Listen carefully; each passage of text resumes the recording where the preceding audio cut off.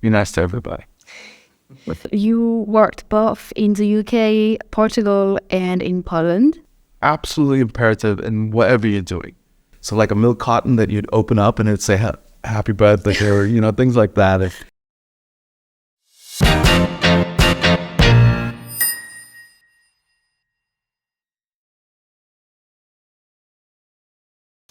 Welcome back, everyone, to another episode of ZUSSIFY, all-in-one podcast. Today's guest is Rommel. Can you introduce yourself?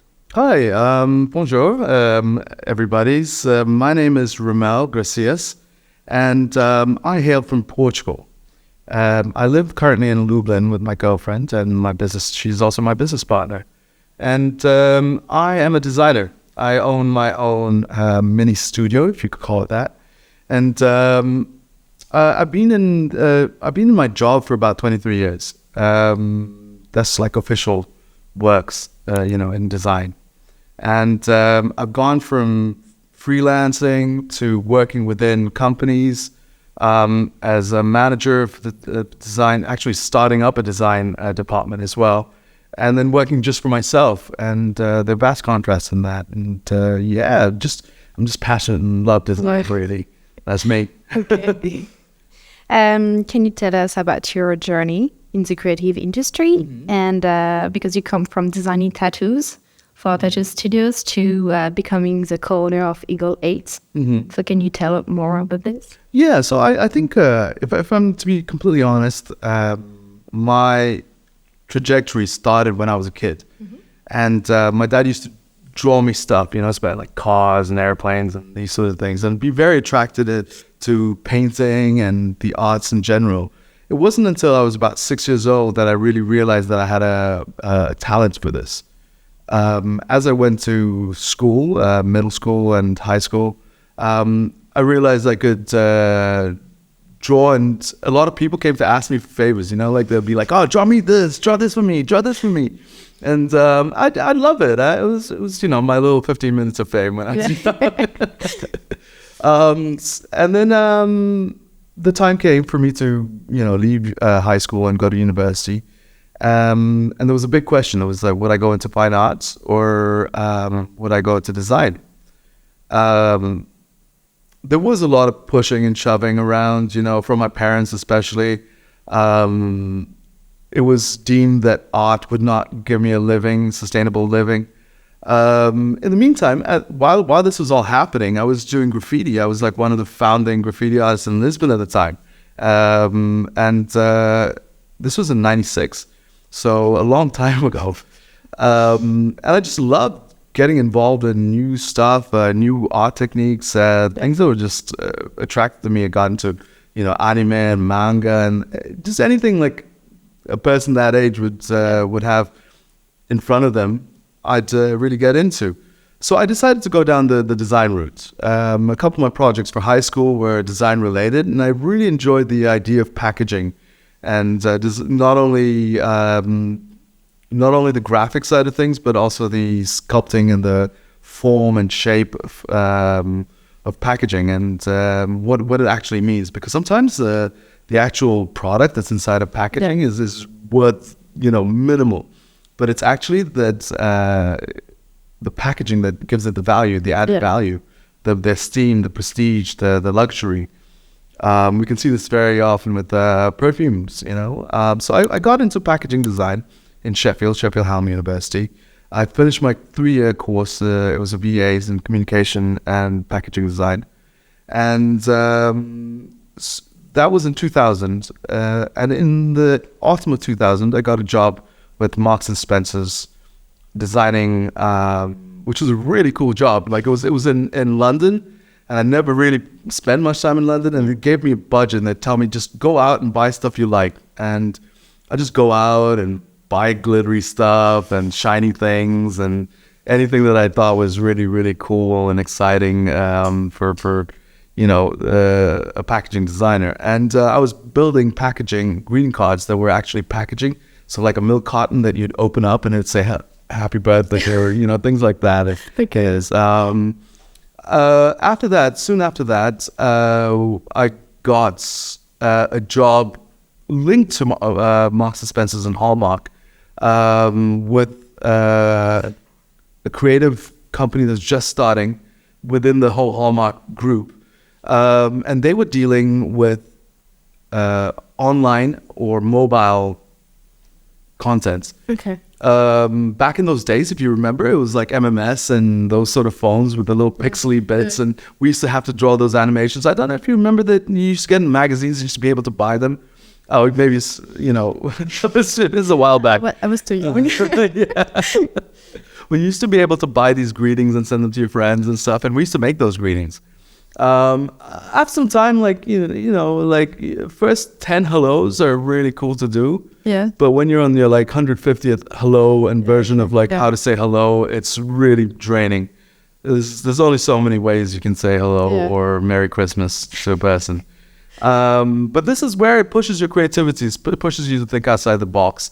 And I really enjoyed that. Not to also mention, this is my first foot into the digital design world.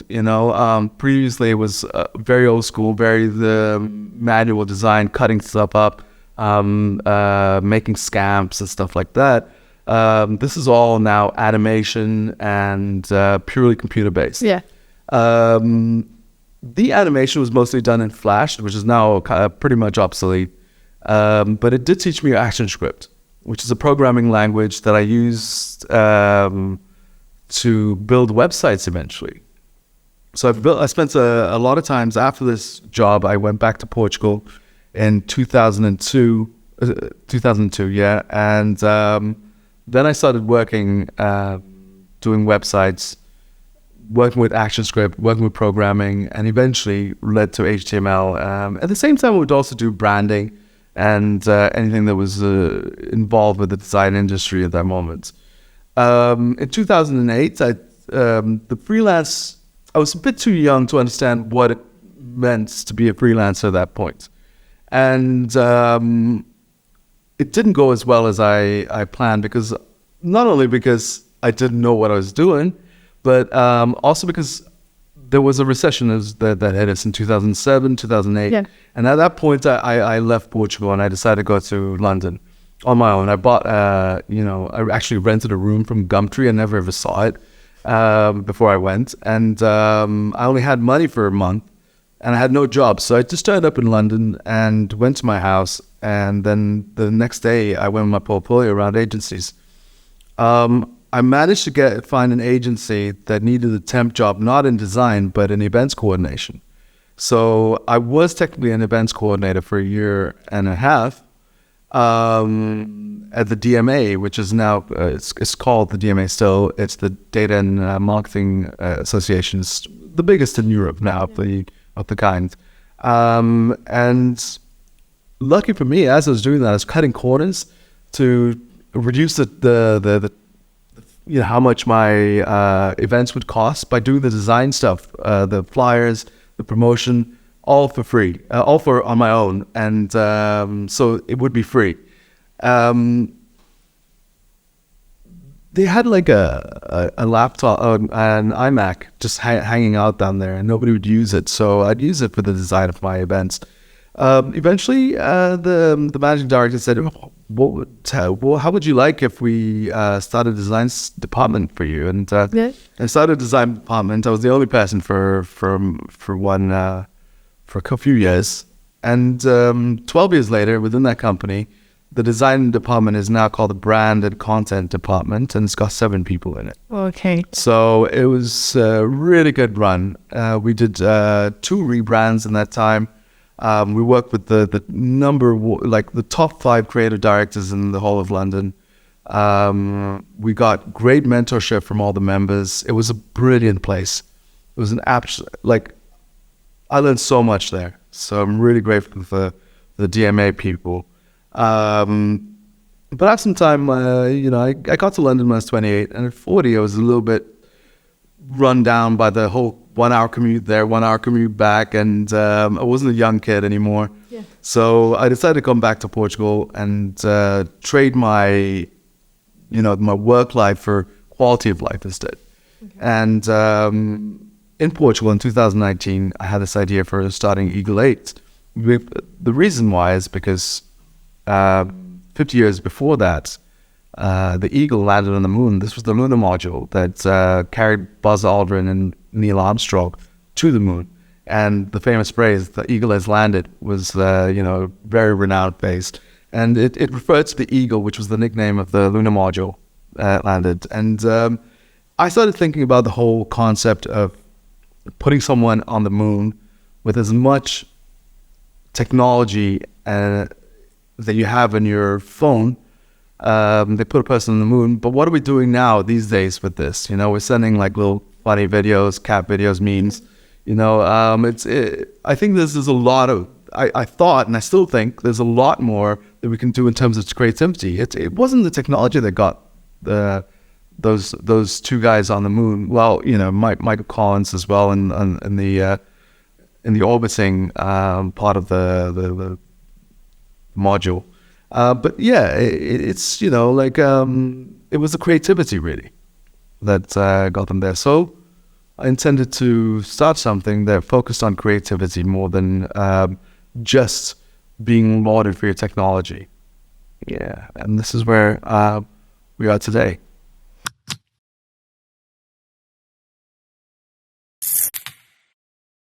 So, Rommel, you worked both in the UK, Portugal, and in Poland. How would you compare the business culture and the opportunities in those countries? Well, that's a really good question, because what we need to take in mind is that opportunities are all around, and it takes a creative mind to make the best of these opportunities as well. But there are other factors that, like the working culture in different locations. I found that the London culture, I wouldn't say UK, because London's almost like its own little place. Yeah. So there it's a bit of a rat race. It's really competitive. It's really fast paced. There is a need for you to, or like an expectance that you work extra hours, even though you don't. They don't say it, or they don't even pay you for it. Yeah. But you kind of expected to work those. And in my time being there, I kind of went against that, and I said, I question: am I going to live to work or work to live? And I chose I'm going to work to live, because for a long time in London I was living to work, and I was fully immersed and missing out on a lot of things as a result. Also putting yourself through like grind is not as efficient. For a creative person, it's really not efficient, and with creativity comes ups and downs and spells where you're blocked, or creativity is blocked in some ways. So also I have a mental health issues that I like to, I needed to address at that time, and still need to.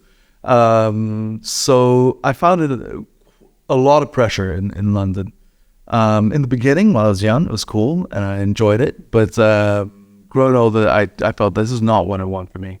One example is when I moved to Portugal, and I was walking down the street, and I'd walk really, really fast behind these people and get really annoyed that they're not walking fast enough. And then I realized that I don't need to like push them further. I need to slow down. I need to slow everything down, and I'll get less frustrated, like in general. And I did so, and it worked out, And coming to Lublin is, I wouldn't say I know the rest of Poland and how they work, but I love the creativity in Lublin. There is a slow pace here.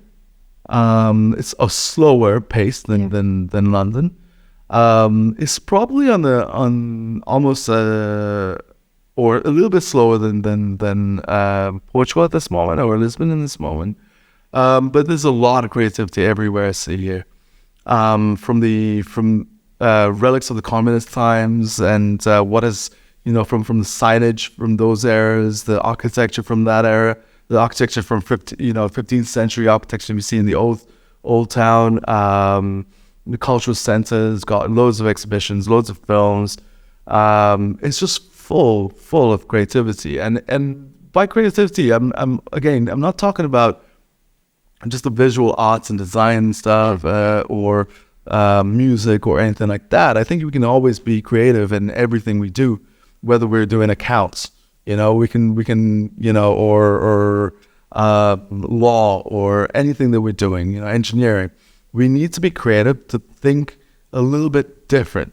I always say it's, many people say think outside the box, but really it's realizing there was no box to start with. Yeah. As soon as you think, I'm going to think outside the box, you start making a box. Yeah, I like the feeling. So it's understanding that concept. And so I find that I'm really where I need to be right now. In an accepting place like Lublin, where creativity has been accepted for many decades. It used to be the cultural hub of Poland at one point in the past. So there's still a lot there. Yeah. So you're currently based in Dublin, like you said. But like in your opinion, what are the benefits and sort of the challenges of running a business here in Dublin? The opportunities, I think, would be the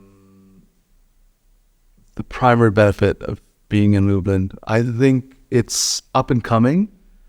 It's really, really about to explode. I really have this feeling that Lublin's about to explode in this huge cultural, flamboyance, And I feel that, I, as now Lubliner, since this is my home now, that I can play a part in that. I can play a part in the direction or help people who want to play a part in that. And the exchange is small enough to make a good network of people here. It's big enough to have different ideas and different concepts and different perspectives.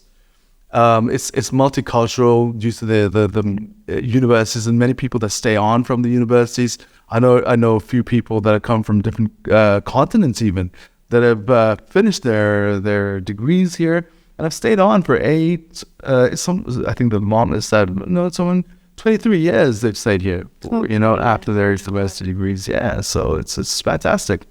Yeah. That's nice.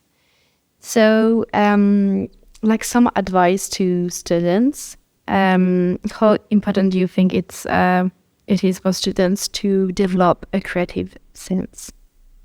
As I said just before, the creative sense is absolutely imperative in whatever you're doing. Creativity also leads to efficiency. It's connecting the dots. Really, you can have all the dots, but if you can't connect them, then what's the point in having all the dots?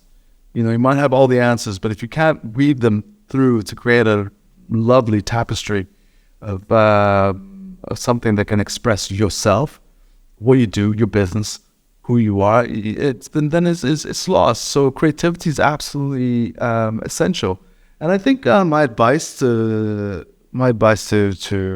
students anybody starting out, is it's hard to start as an entrepreneur and freelancer. It's hard, but even in a job, it's hard. There are a lot of things that you're not going to know, situational stuff that you're not going to know. Yeah. But it's very important to be good to everybody on your way up, because if everything goes pear-shaped, these are the people you're going to meet on the way down. So yeah, be nice to everybody. So I think it's really good. Those last words is going to be the last one. And thank you everyone for joining us on this episode. And don't forget to comment and share. And see you in the next episode. Thank you.